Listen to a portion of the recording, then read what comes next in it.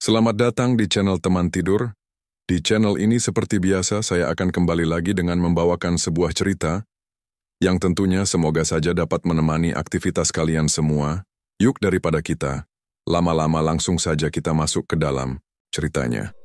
Desa Randu Jajar adalah desa kecil yang jauh dari hiruk-pikuk kota.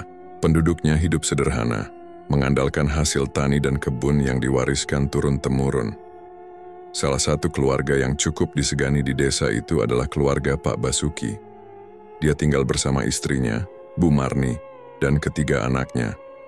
Anak sulungnya, Rina, sudah remaja dan sering membantu ibunya di rumah. Anak kedua, Bagas, duduk di bangku SMP dan sering membantu di kebun. Anak bungsunya, Jeffrey, masih berusia 6 tahun. Anak kecil itu ceria dan senang bermain di sekitar kebun bersama teman-temannya. Pak Basuki dikenal sebagai orang yang jujur dan berani. Ia sering membantu warga yang mengalami kesulitan, terutama jika ada masalah dengan harga hasil tani yang sering dimainkan oleh para tengkulak. Bagi warga, Pak Basuki adalah tempat mengadu. Ia selalu punya cara untuk memperjuangkan hak mereka, meski kadang harus berhadapan dengan orang-orang berpengaruh. Setiap pagi, Pak Basuki pergi ke kebun menanam dan merawat pohon jati di lahannya, yang cukup luas. Kebun itu adalah warisan dari almarhum ayahnya. Baginya, kebun itu bukan sekadar ladang penghasilan, tapi juga simbol kehormatan keluarganya. Ia selalu berkata pada anak-anaknya bahwa tanah itu harus dijaga, karena itu adalah harga diri mereka. Kehidupan sehari-hari di desa Randu Jajar berjalan dengan damai. Bu Marni mengurus rumah, sesekali menjual hasil kebun ke pasar desa. Rina membantu menyiapkan makanan dan merawat Jeffrey yang masih kecil. Bagas membantu ayahnya di kebun sepulang sekolah. Jeffrey senang bermain di pinggir sungai atau berlari-lari di antara pohon jati yang rindang. Hidup mereka sederhana tetapi cukup bahagia. Suatu hari suasana desa mulai berubah. Truk-truk besar masuk ke desa, membawa alat-alat berat. Suara mesin terdengar bising hampir setiap pagi. Pak Basuki melihat alat berat itu mulai bekerja tak jauh dari kebunnya. Mereka mulai membuka lahan dan menggali tanah di lahan kosong yang berbatasan langsung dengan kebun Pak Basuki. Ia merasa heran. Setahu dia, lahan itu adalah tanah kosong milik desa yang tidak pernah disentuh. Tidak ada pemberitahuan apapun sebelumnya tentang adanya proyek tambang di situ. Pak Basuki mencoba mencari tahu. Ia bertanya pada beberapa warga, tapi tidak ada yang tahu pasti. Beberapa orang mengatakan mereka juga baru mendengar kabar tentang tambang itu. Ada yang bilang tambang itu milik orang luar yang punya koneksi dengan pejabat desa. Pak Basuki semakin curiga. Beberapa hari kemudian, ia memutuskan menemui kepala desa, Pak Darmo. Kepala desa itu dikenal sebagai orang yang ambisius. Ia sering terlihat dekat dengan orang-orang kaya dari luar desa. Pak Darmo menerima Pak Basuki dengan senyum yang dibuat-buat, seolah tidak ada masalah. Pak Kades, saya mau tanya soal tambang yang tiba-tiba beroperasi di samping kebun saya. Saya dan warga tidak pernah dengar rencana tambang itu sebelumnya, kata Pak Basuki dengan nada tegas. Pak Darmo mengangguk sambil memainkan ballpoint di tangannya. Oh, itu proyek yang sudah lama direncanakan. Tanah itu memang akan dimanfaatkan untuk kepentingan desa. Jangan khawatir, nanti ada ganti untung untuk warga. Pak Basuki mengerutkan kening. Kalau itu untuk desa, kenapa warga tidak tahu? Saya juga tidak pernah tanda tangan persetujuan. Pak Darmo tertawa kecil. Ah, Pak Basuki, ini urusan administrasi. Sudah beres kok, tenang saja. Lagi pula ini akan membawa kemajuan untuk desa kita. Jawaban itu tidak memuaskan Pak Basuki. Ia tahu ada yang tidak beres. Ia juga mendengar kabar bahwa tambang itu sebenarnya milik seseorang bernama Pak Surya, pengusaha kaya yang sering datang ke kantor desa. Pak Surya jarang terlihat di kampung, tetapi semua orang tahu dia orang penting. Ia punya banyak usaha di luar desa dan dikenal sebagai orang yang tidak segan menggunakan kekerasan untuk mengamankan bisnisnya. Beberapa malam kemudian, Pak Basuki menghadiri pertemuan warga. Ia mulai mengajak beberapa orang untuk bersama-sama menanyakan soal tambang itu. Tapi warga terlihat takut. Beberapa dari mereka bahkan memilih diam. Rupanya mereka sudah mendapat tekanan. Ada warga yang mengaku sempat ditegur oleh orang-orang suruhan tambang ketika mencoba mendekati area itu. Pak Basuki merasa tidak bisa tinggal diam. Ia kembali ke kantor desa membawa berkas-berkas tanahnya, mencoba memastikan batas lahannya. Ia menemukan bahwa tambang itu sudah memiliki surat izin yang ditandatangani kepala desa. Ia heran kapan surat itu dikeluarkan. Ia tidak pernah diberitahu. Kecurigaannya semakin besar. Ia merasa surat itu dibuat secara sepihak. Ia mulai menghubungi kenalannya di kecamatan, mencoba mencari tahu keabsahan izin tersebut. Dari sana, ia mendapat kabar bahwa surat itu memang terdaftar, tapi proses pengajuannya tidak jelas. Seperti ada jalur belakang yang dipakai untuk mempercepat izin. Pak Basuki mulai sadar bahwa ini bukan hanya masalah tanah. Ini permainan besar yang melibatkan kepala desa dan orang-orang yang berkuasa. Ia mulai merasa terancam, tapi ia tidak mundur. Di rumah Bu Marni mulai merasa cemas. Ia melihat suaminya sering pulang larut malam dengan wajah tegang.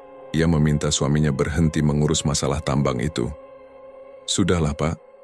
Mereka itu orang-orang besar. Kita ini siapa? Jangan sampai kita celaka." Tapi Pak Basuki tetap pada pendiriannya. Kalau semua orang diam, mereka akan semakin berani. Ini tanah kita. Aku tidak akan biarkan mereka mengambilnya seenaknya. Di luar sepengetahuan Pak Basuki, beberapa pria asing mulai sering berkeliaran di sekitar rumahnya. Mereka mengamati dari kejauhan, memperhatikan aktivitas keluarga Basuki. Bagas sempat melihat mereka dari jauh dan menceritakan pada ayahnya. Tapi Pak Basuki hanya meminta Bagas untuk tetap hati-hati dan tidak keluar sendirian. Hari-hari berikutnya, tekanan semakin terasa. Jeffrey yang biasanya bebas bermain di kebun, mulai dilarang bermain terlalu jauh. Pak Basuki mulai mengunci gerbang rumah setiap malam. Ia tahu bahaya bisa datang kapan saja, tapi ia tidak pernah membayangkan bahwa bahaya itu akan datang lebih cepat dari yang ia kira.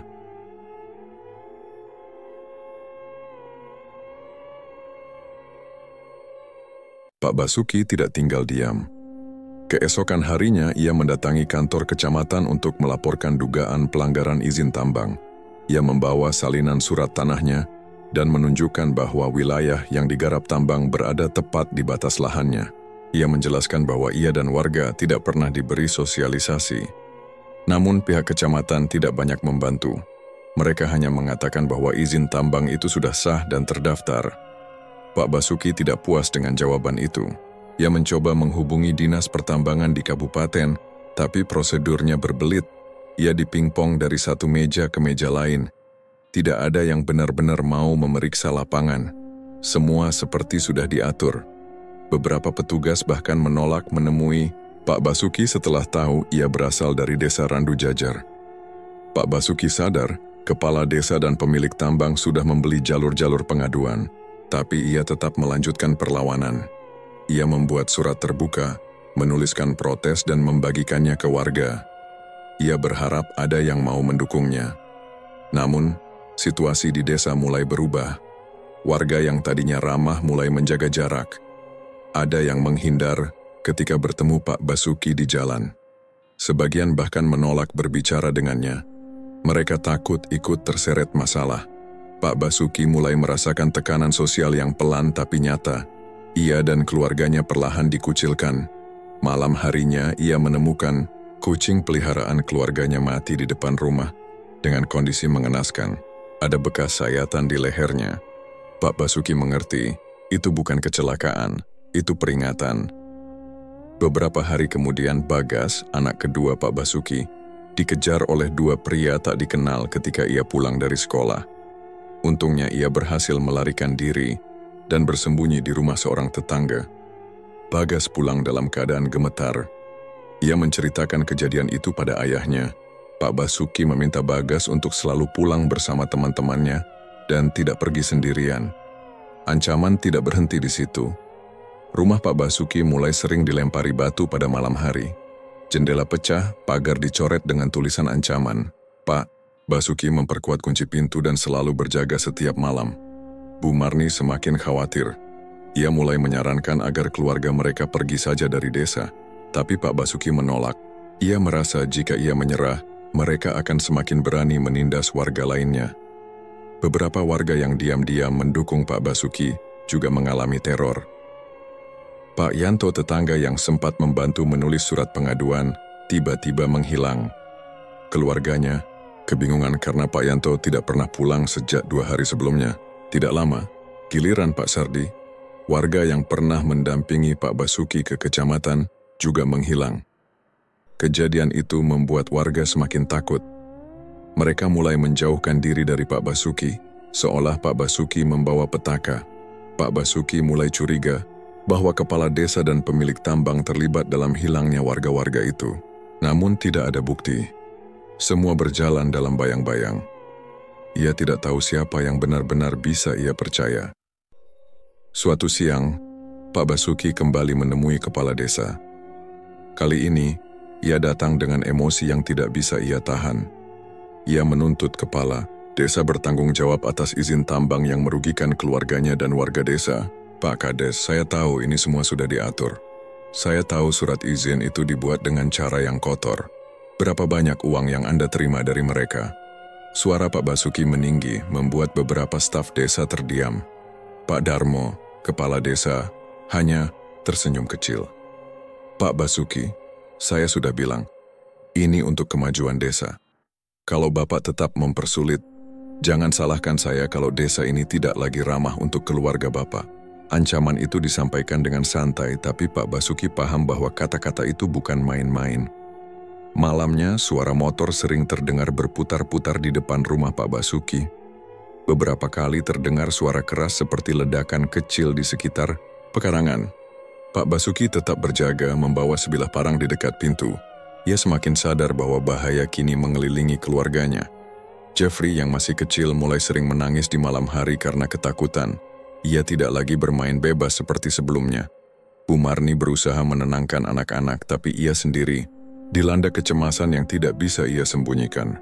Beberapa warga yang masih peduli mulai memperingatkan Pak Basuki untuk menghentikan perlawanan. Mereka khawatir keselamatan Pak Basuki dan keluarganya dalam bahaya besar. Pak Basuki mengerti risikonya, tapi ia merasa sudah terlanjur melangkah terlalu jauh untuk mundur. Ia berencana mengajukan laporan ke tingkat yang lebih tinggi di kabupaten, berharap ada yang mau memeriksa langsung ke lapangan. Ia juga mulai mengumpulkan bukti, termasuk foto-foto alat berat yang melanggar batas lahan.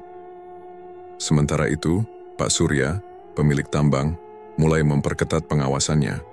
Orang-orangnya terlihat semakin sering berkeliaran di sekitar rumah Pak Basuki. Mereka tidak lagi bersembunyi.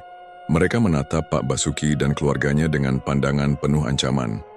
Situasi semakin mencekam ketika Bu Marni menemukan sebuah kantong hitam tergantung di pagar rumah mereka. Di dalamnya ada kepala ayam dan secarik kertas bertuliskan, "Berhenti atau kalian habis." Pak Basuki tahu waktunya semakin sedikit. Ia tidak tahu siapa lagi yang bisa ia percaya. Warga desa memilih diam. Kepala desa menutup semua jalur. Pemilik tambang menguasai kekuatan. Satu-satunya yang masih Pak Basuki pegang hanyalah keberaniannya sendiri. Ia tahu, jika ia terus melawan, keluarganya bisa menjadi sasaran. Tapi jika ia berhenti, ia membiarkan orang-orang seperti kepala desa dan pemilik tambang semakin berkuasa. Di tengah kegelisahan itu, Pak Basuki hanya bisa berkata pada keluarganya, "Apapun yang terjadi, jangan takut. Kalau kita diam, mereka akan menginjak kepala kita selamanya." Namun ia tidak tahu bahwa bahaya yang sesungguhnya sudah menunggu di tikungan waktu yang sangat dekat. Malam itu hujan turun deras membasahi desa Randu Jajar. Di dalam rumahnya Pak Basuki duduk di ruang tamu dengan wajah tegang. Ia belum tidur. Beberapa hari terakhir ia selalu berjaga, memastikan keluarganya aman. Suara petir sesekali terdengar, mengiringi kegelisahan yang tidak kunjung reda. Bu Marni menyiapkan teh hangat untuk suaminya. Rina dan Bagas sudah berbaring di kamar mereka, tapi belum benar-benar tertidur. Jeffrey, yang biasanya ceria, malam itu diam saja, duduk memeluk boneka kayu kecil pemberian ayahnya. Suasana rumah tegang. Mereka semua tahu, ancaman yang selama ini menghantui mereka bisa datang kapan saja. Mereka sudah menerima cukup banyak teror, dan malam itu firasat buruk terasa semakin kuat. Tiba-tiba, suara motor terdengar mendekat. Bukan hanya satu, tapi beberapa. Pak Basuki segera berdiri dan mengintip dari balik jendela. Ia melihat 5 motor berhenti di depan rumahnya. Beberapa pria turun dengan membawa senjata tajam. Ada yang membawa balok kayu, ada yang membawa parang. Mereka mengenakan jaket gelap dan menutupi sebagian wajah mereka dengan kain. Pak Basuki segera menutup Gordon. Mereka datang. Marni bawa anak-anak ke kamar. Bu Marni panik, tapi ia langsung memeluk Jeffrey dan menariknya ke kamar. Rina dan Bagas yang mendengar keributan juga segera berdiri. Pak Basuki mengambil parang yang selalu ia letakkan di dekat pintu. Pintu rumah mulai digedor keras. Orang-orang di luar berteriak, memaksa Pak Basuki keluar. Ia tahu, mereka bukan datang untuk berbicara. Pak Basuki mengunci semua pintu dan menghalangi dengan kursi. Ia memegang parang erat-erat, siap mempertahankan keluarganya. "Pak, tolong jangan lawan, mereka banyak," teriak Bu Marni dari dalam kamar. Tapi Pak Basuki tetap berdiri di ruang depan. Ia tidak akan membiarkan orang-orang itu masuk dengan mudah. Namun, suara kaca pecah tiba-tiba terdengar dari belakang rumah. Sebagian dari mereka memaksa masuk lewat jendela dapur. Pak Basuki berlari ke arah suara itu, mencoba menahan mereka. Ia sempat mengayunkan parang ke salah satu pria yang memanjat jendela, tapi jumlah mereka terlalu banyak. Dalam hitungan detik mereka berhasil mendobrak pintu belakang dan menyerang Pak Basuki. Pak Basuki sempat melawan, tapi pukulan balok mengenai kepalanya. Ia jatuh ke lantai, disusul dengan hantaman berkali-kali dari orang-orang yang masuk. Suara, teriakan dan benturan memenuhi rumah. Di dalam kamar, Bu Marni mencoba menenangkan anak-anaknya. Ia tahu waktunya sedikit. Dengan tergesa-gesa ia menarik Jeffrey dan menyembunyikannya di dalam lemari kayu. "Jangan keluar, Nak. Apapun yang kamu dengar tetap diam. Jangan bersuara," bisiknya sambil menahan tangis. Jeffrey yang ketakutan hanya bisa mengangguk. Ia menggigit bibirnya menahan isak. Setelah menutup lemari, Bu Marni mengunci pintu kamar, berusaha menahan mereka dari masuk. Tapi itu tidak bertahan lama. Para penyerang mendobrak pintu dengan cepat. Suara teriakan dan tangisan memenuhi ruangan. Rina dan Bagas mencoba berlari, tapi mereka dengan mudah diseret dan dipukuli. Bu Marni mencoba melindungi mereka, namun ia juga diserang tanpa ampun. Dari dalam lemari, Jeffrey menggigil ketakutan. Melalui celah kecil, ia bisa melihat kejadian itu. Ia melihat ibunya dipukul, mendengar teriakan kakaknya, dan melihat tubuh ayahnya yang sudah tergeletak tak bergerak. Ia menutup mulutnya dengan kedua tangan, menahan tangis agar tidak terdengar. Waktu seolah berjalan lambat bagi Jeffrey.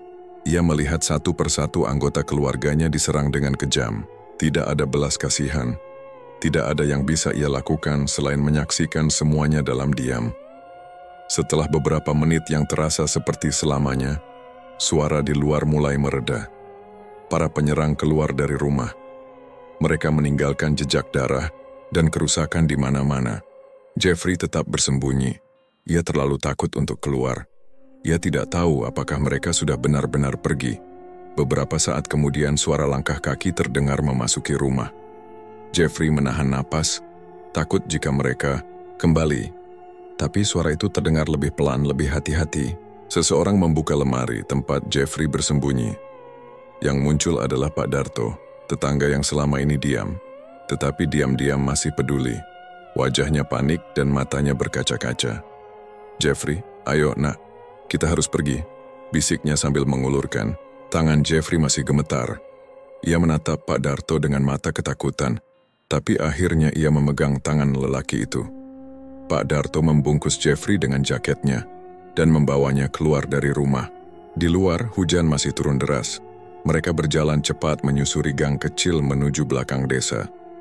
Pak Darto membawa Jeffrey menuju rumah saudaranya yang tinggal di desa sebelah. Ia tidak berani membawa Jeffrey ke rumahnya sendiri. Ia tahu, orang-orang yang melakukan pembantaian itu tidak akan berhenti sampai semua saksi dihabisi. "Mulai sekarang kamu tidak boleh kembali ke Randu Jajar," kata Pak Darto sambil memegangi bahu Jeffrey. "Kamu harus pergi jauh dan lupakan semua ini." Tapi Jeffrey tidak bisa melupakan. Ia tidak akan pernah melupakan malam itu. Wajah orang-orang yang membantai keluarganya terekam jelas di pikirannya. Ia ingat suara kepala desa yang memerintahkan serangan.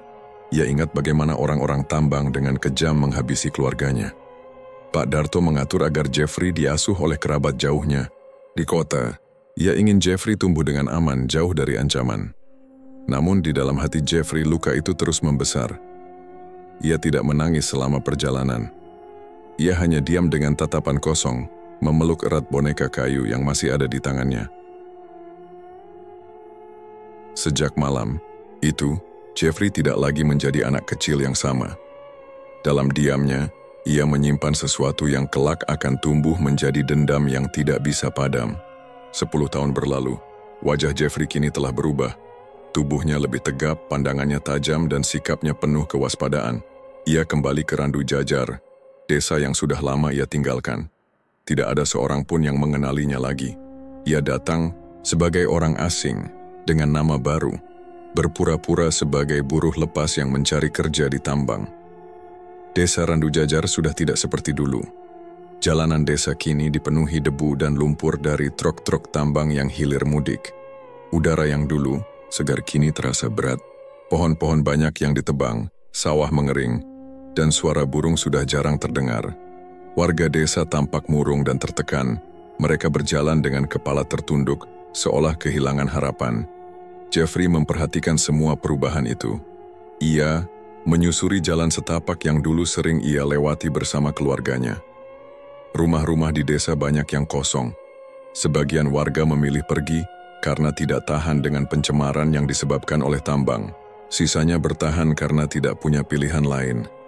Ia menginap di sebuah warung kecil di pinggir desa, milik seorang wanita tua yang tampaknya tidak banyak bicara.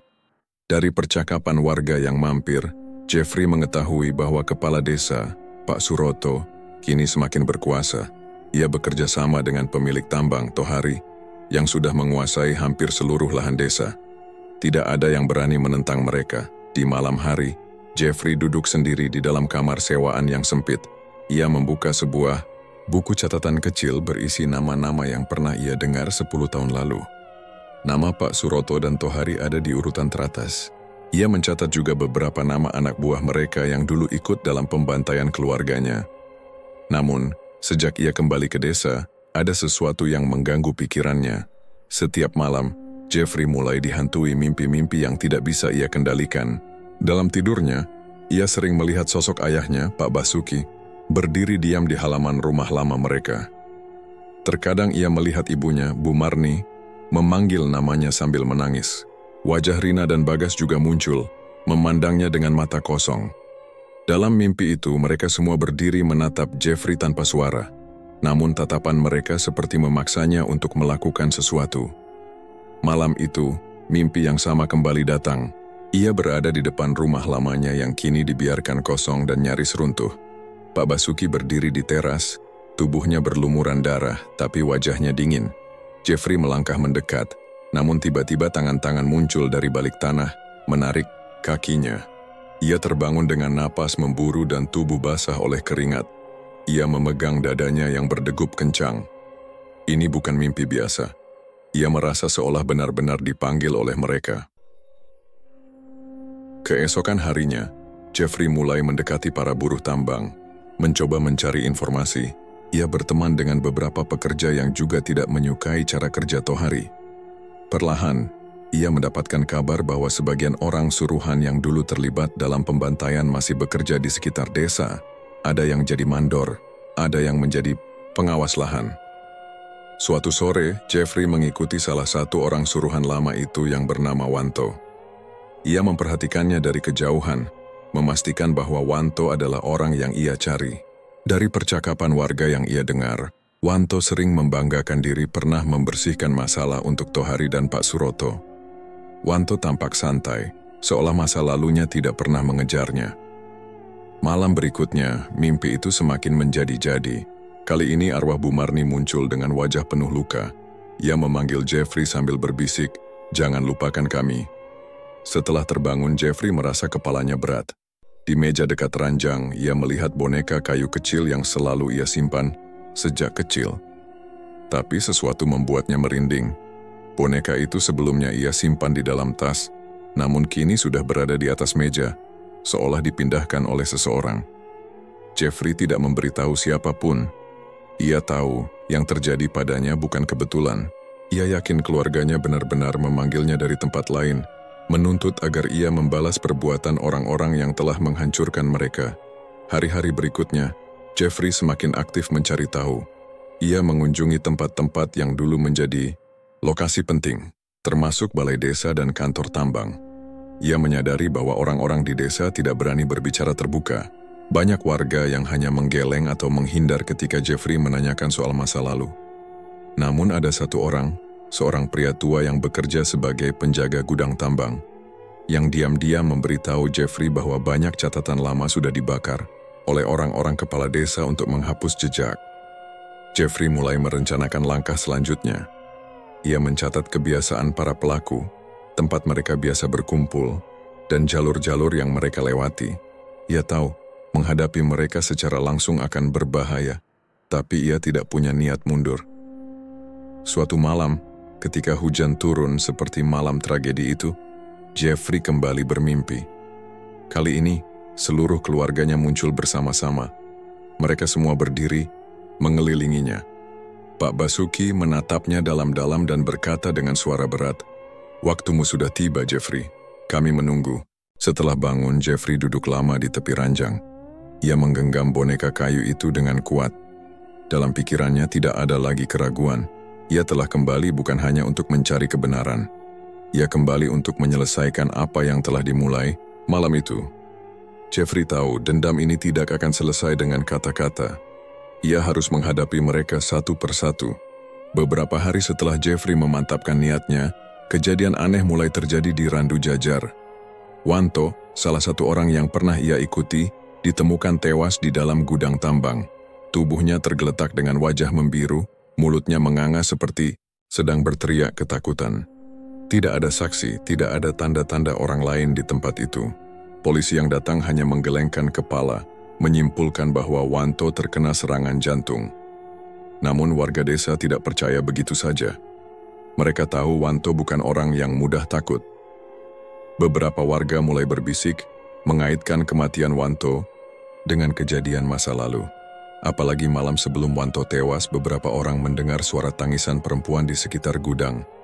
Jeffrey menyaksikan semua itu dari kejauhan. Ia merasa ada yang aneh. Saat Wanto tewas, Jeffrey sama sekali tidak ingat apa yang ia lakukan. Ia hanya tahu ia terbangun di pagi hari dengan tangan kotor oleh tanah dan bajunya berdebu. Ia mulai curiga pada dirinya sendiri. Kematian Wanto menjadi awal. Beberapa hari kemudian, Sugeng, seorang mandor yang juga terlibat dalam tragedi keluarganya, ditemukan tergantung di dekat pos tambang. Kabar yang beredar mengatakan Sugeng bunuh diri, tetapi warga yang menemukan jasadnya bercerita bahwa wajah Sugeng tampak seperti orang yang diseret paksa sebelum digantung. Lagi-lagi, Jeffrey tidak ingat apa-apa malam itu. Ia hanya merasa tubuhnya lelah, seperti baru menempuh perjalanan jauh.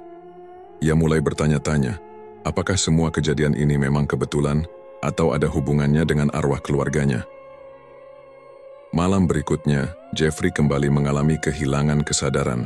Ia terbangun di tengah hutan jauh dari tempat tinggalnya. Di sampingnya ada ceceran darah segar. Ia memeriksa tangannya, basah oleh darah yang belum kering. Dadanya sesak, napasnya berat, tapi ia tidak bisa mengingat apa yang baru saja terjadi. Keesokan harinya, kabar kematian Giman, salah satu anak buah Tohari, menyebar cepat. Giman ditemukan dengan kepala pecah di pinggir jurang, seolah-olah ia dilempar dari atas. Tidak ada saksi. Warga desa mulai benar-benar takut. Suara-suara di desa semakin keras. Orang-orang mulai percaya bahwa roh keluarga Basuki bangkit menuntut balas. Banyak warga yang mengurung diri di rumah setiap malam. Beberapa pekerja tambang kabur, takut menjadi korban berikutnya. Pak Suroto dan Tohari mulai merasa terancam. Mereka memperketat keamanan dan memerintahkan orang-orang mereka untuk berjaga setiap malam. Mereka tidak mengerti siapa yang melakukan semua ini, tetapi mereka mulai dihantui rasa takut yang sama. Jeffrey mulai terguncang. Ia merasa tubuhnya dikendalikan oleh sesuatu yang tidak ia pahami. Ia sering menemukan luka di tubuhnya yang ia tidak tahu kapan terjadi. Ia juga sering mendengar suara-suara di kepalanya. Suara yang memaksanya untuk terus maju dan tidak berhenti sebelum semua pelaku mendapatkan balasan. Namun, semakin lama, Jeffrey merasa dirinya semakin tidak mampu mengendalikan tubuhnya sendiri. Ia mulai takut pada dirinya. Ia mulai menyadari bahwa arwah keluarganya seolah-olah hidup di dalam dirinya. Mereka mendorongnya untuk terus membunuh, memaksa dia menjadi alat balas dendam mereka. Jeffrey mencoba melawan. Ia mengurung diri, berusaha menghindari semua orang. Namun setiap kali ia berusaha menolak dorongan itu, rasa sakit yang luar biasa muncul di kepalanya. Ia merasa seolah-olah pikirannya direbut paksa. Suatu malam, ia mengikat tubuhnya sendiri di dalam kamar agar tidak bisa bergerak. Ia bertekad untuk menghentikan siklus kematian ini. Ia tidak ingin menjadi pembunuh seperti orang-orang yang telah menghancurkan hidupnya. Namun rencana itu gagal. Ketika pagi datang, tali-tali yang mengikat tubuhnya putus. Pintu kamar terbuka, lebar. Dan lagi-lagi, kabar kematian baru menyebar. Salah satu pengawal pribadi Tohari ditemukan tewas dengan tubuh penuh luka di dekat sumur tua. Jeffrey semakin terjebak dalam dilema. Di satu sisi, ia ingin membalas dendam atas keluarganya. Namun di sisi lain, ia merasa bukan dirinya yang mengendalikan semua ini. Ia takut kehilangan dirinya sepenuhnya, menjadi boneka bagi arwah keluarganya yang tidak mau berhenti. Ia mulai mencari jawaban. Ia mengunjungi seorang dukun tua yang tinggal di pinggiran desa. Dukun itu tampaknya sudah lama mengetahui tentang arwah keluarga Basuki yang belum tenang. Dukun itu mengatakan bahwa dendam yang tidak terselesaikan akan mencari wadah. Dan Jeffrey adalah wadah yang sempurna karena ikatan darah yang kuat. Kalau kau terus membiarkan mereka menguasai tubuhmu, kau akan hilang, Jeffrey, kata dukun itu. Pada akhirnya, bukan kau yang membalas dendam, tapi mereka yang meminjam tubuhmu. Kau akan lenyap. Jeffrey terdiam. Ia mulai mengerti bahwa ia harus memilih. Meneruskan balas dendam dengan risiko kehilangan dirinya sendiri, atau menghentikan semuanya dan melepaskan arwah keluarganya meski dendam belum terbalas sepenuhnya. Tapi apakah ia mampu menghentikannya? Apakah ia sanggup mengkhianati arwah orang-orang yang ia cintai? Malam itu suara di kepalanya semakin keras. Ia mendengar bisikan ayahnya, ibunya, kakaknya. Mereka memanggilnya, memaksanya untuk melanjutkan. Ia mencoba melawan, tetapi tubuhnya bergerak sendiri. Jeffrey merasa terjebak dalam tubuhnya sendiri. Ia menjadi penonton sementara arwah-arwah keluarganya mulai mengambil alih. Ia menyadari waktu untuk memilih hampir habis. Tohari, sang pemilik tambang, kini hidup dalam ketakutan. Orang-orang terdekatnya tewas satu persatu. Ia mulai kehilangan pengaruh dan banyak pekerjanya melarikan diri. Desa Randu Jajar yang dulunya tunduk di bawah kuasanya perlahan berani melawan. Namun Tohari masih punya satu pelindung, Kepala Desa Suroto. Kepala Desa Suroto mencoba mengendalikan keadaan. Ia memanggil orang-orangnya untuk memperketat penjagaan, tetapi hatinya sendiri mulai goyah. Ia tidak bisa menyangkal kematian yang terjadi sangat aneh. Semua yang terlibat dalam tragedi keluarga Basuki menemui ajal dengan cara yang tidak wajar. Tohari dan Suroto mengadakan pertemuan rahasia di kantor desa. Mereka tahu Jeffrey masih hidup. Mereka tahu bocah yang dulu lolos itu telah kembali. Mereka sadar, meski mereka bersembunyi, sesuatu terus memburu mereka. Namun di luar rasa takut mereka, Suroto menyimpan rahasia yang lebih kelam. Ia bukan hanya bagian dari pembantaian keluarga Basuki. Ia adalah orang yang sejak awal membuka pintu tambang ilegal. Ia membuat perjanjian gelap dengan dukun dari luar desa. Perjanjian itu menuntut tumbal nyawa agar tambang tetap menghasilkan dan bisnisnya terus berkembang. Beberapa warga yang menghilang selama ini ternyata dijadikan tumbal. Suroto mempersembahkan mereka diam-diam, dan Tohari membiayai semua ritualnya. Mereka membangun kekuasaan di atas nyawa orang lain. Kini Suroto sadar perjanjiannya telah rusak.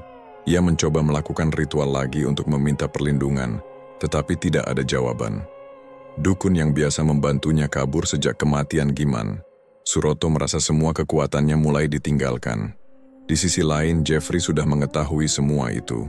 Ia menemukan buku catatan milik Suroto yang disimpan di rumah seorang mandor tambang. Catatan itu memuat daftar warga yang dikorbankan. Nama-nama mereka tertera jelas, termasuk nama almarhum ayah dan ibunya. Malam itu Jeffrey bergerak. Ia tahu, sasarannya tinggal dua, Tohari dan Suroto. Namun semakin dekat ia pada tujuannya, bisikan-bisikan di kepalanya semakin memaksa. Arwah keluarganya menuntut agar Suroto menjadi korban terakhir. Mereka mendesak Jeffrey untuk bertindak secepatnya tanpa ampun. Jeffrey mulai kehilangan kendali lagi. Ia terbangun di halaman rumah kepala desa dengan tangan berlumuran darah. Ia panik. Ia segera pergi, tetapi sebelum sempat kabur, seorang warga memergokinya. Desa semakin gempar. Warga mulai saling curiga. Mereka mulai percaya bahwa yang membunuh semua orang bukan manusia biasa, tapi arwah dendam yang bersemayam di tubuh Jeffrey. Jeffrey berusaha mengendalikan diri. Ia tahu ia tidak bisa membiarkan arwah keluarganya menguasai sepenuhnya. Ia ingin keadilan, tapi bukan dengan membunuh seperti mereka yang dulu membantai keluarganya. Ia bersembunyi di rumah kosong di pinggir desa. Malam itu, arwah ayahnya menampakkan diri lebih jelas. Suara ayahnya memerintahkannya untuk menyelesaikan dendam, untuk membunuh kepala desa dan pemilik tambang tanpa belas kasihan. Ini bukan hanya dendam kami, ini adalah harga yang harus mereka bayar. Suara itu terdengar berat di telinga Jeffrey. Namun Jeffrey mulai ragu.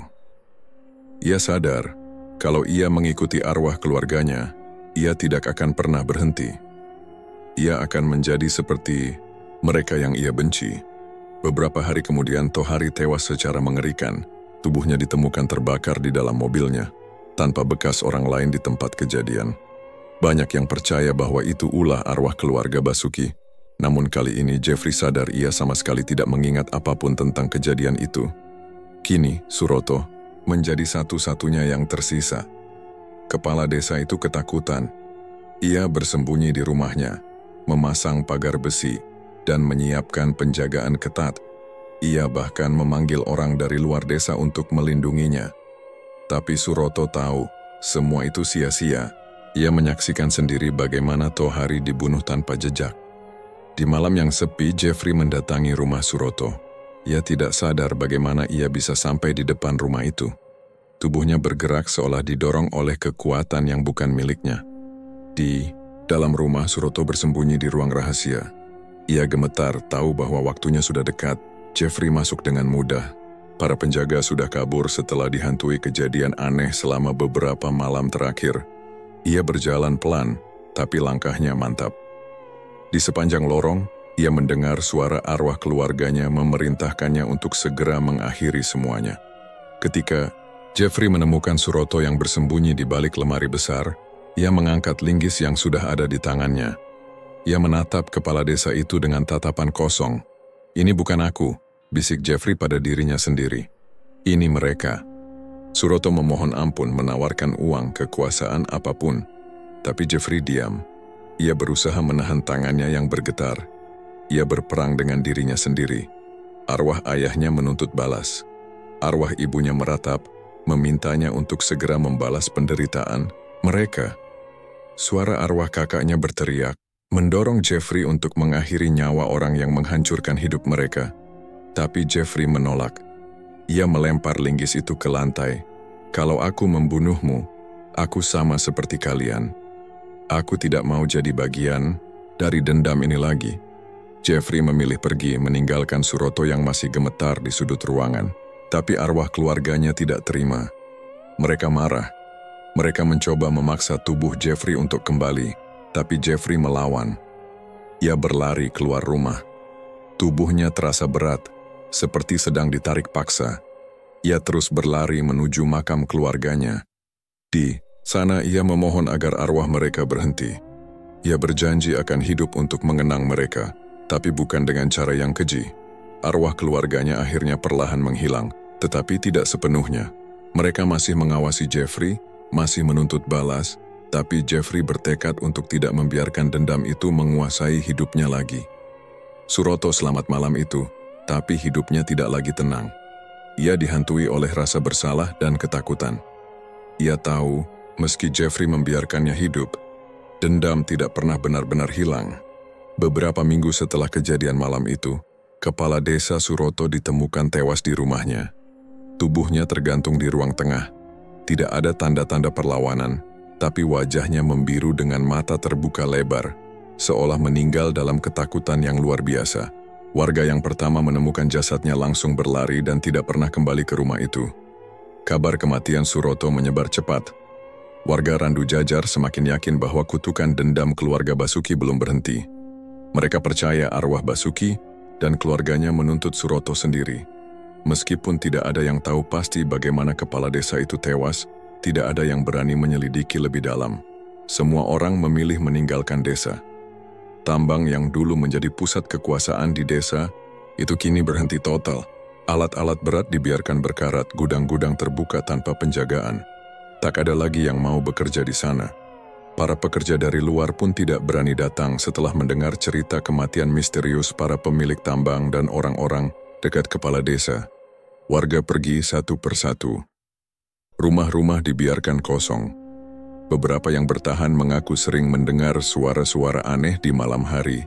Tangisan, teriakan, dan langkah kaki yang tidak terlihat wujudnya. Mereka percaya roh keluarga Basuki masih berkeliaran dan tidak membiarkan siapapun hidup tenang di desa itu. Jeffrey tetap tinggal. Ia tidak mengikuti warga yang mengungsi. Ia memilih menetap di rumah tua yang hampir roboh. Rumah itu terletak di dekat lahan yang dulu dipertahankan mati-matian oleh ayahnya. Tanah itu kini dibiarkan terbengkalai, penuh dengan ilalang dan pepohonan liar. Tidak ada yang berani menginjakkan kaki ke sana. Hari-hari Jeffrey dihabiskan sendirian. Ia hidup dengan sederhana.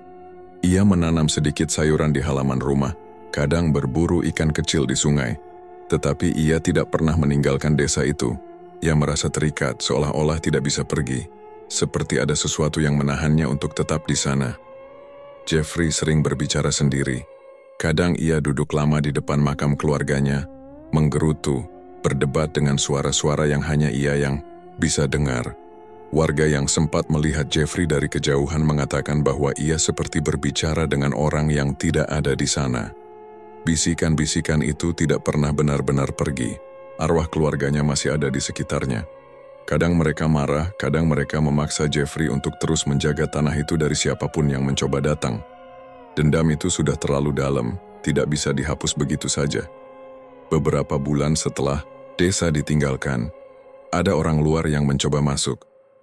Mereka tertarik dengan lahan bekas tambang yang dianggap masih menyimpan potensi besar. Mereka membawa alat-alat berat dan beberapa pekerja untuk membuka kembali tambang tersebut. Namun, usaha mereka tidak pernah berhasil. Malam pertama mereka di desa, alat-alat mereka rusak tanpa sebab. Malam berikutnya mereka mengalami kejadian-kejadian aneh. Tenda mereka terbakar sendiri, dan suara-suara tanpa wujud mengelilingi mereka. Beberapa pekerja mengaku melihat sosok anak muda bermata kosong berdiri di tepi hutan, memperhatikan mereka tanpa bergerak. Keesokan harinya, mereka pergi dengan tergesa-gesa. Mereka meninggalkan peralatan mereka begitu saja dan berjanji tidak akan pernah kembali. Cerita tentang sosok penjaga desa yang dipenuhi dendam menyebar luas ke luar daerah. Jeffrey mulai dikenal sebagai legenda hidup. Orang-orang menyebutnya penunggu Randu Jajar. Mereka percaya ia bukan lagi manusia sepenuhnya. Ia dianggap sebagai perwujudan dendam yang terus menjaga tanah itu agar tidak diambil siapapun. Meskipun waktu berlalu, tidak ada yang berani mendekati desa itu. Jalan menuju desa mulai tertutup oleh semak dan pohon liar. Bangunan-bangunan runtuh perlahan. Randu Jajar menjadi desa mati, ditinggalkan oleh semua penghuninya. Namun, Jeffrey tetap bertahan. Ia menjaga desa itu siang dan malam. Bukan karena ia menginginkan kekuasaan, tetapi karena ia tidak punya pilihan lain. Ia sudah terlalu lama menjadi bagian dari dendam itu. Ia sudah terlalu lama menjadi wadah bagi arwah keluarganya. Ia sadar dirinya tidak akan pernah bebas. Beberapa kali ia melihat bayangan keluarganya berdiri di antara pepohonan. Kadang mereka tersenyum, kadang mereka menatapnya dengan sorot mata tajam, seolah mengingatkan Jeffrey akan tugasnya. Ia tahu, meskipun kepala desa dan pemilik tambang sudah tewas, dendam ini tidak sepenuhnya berakhir. Jeffrey mulai menyadari, dendam itu telah menjadi bagian dari dirinya. Ia bukan lagi bocah yang dulu bersembunyi di dalam lemari. Ia telah menjadi seseorang yang tidak bisa kembali ke kehidupan normal. Dalam diam, ia menerima nasibnya. Ia tahu, suatu hari nanti akan ada orang lain yang mencoba mengambil tanah itu lagi. Dan saat hari itu tiba, Jeffrey akan berada di sana, menunggu, menjaga, menjadi bayangan yang terus menghantui siapapun yang datang dengan niat serakah. Dendam keluarga Basuki tidak pernah padam. Ia menjadi warisan kelam yang hidup di tubuh Jeffrey. Siklus itu belum sepenuhnya selesai.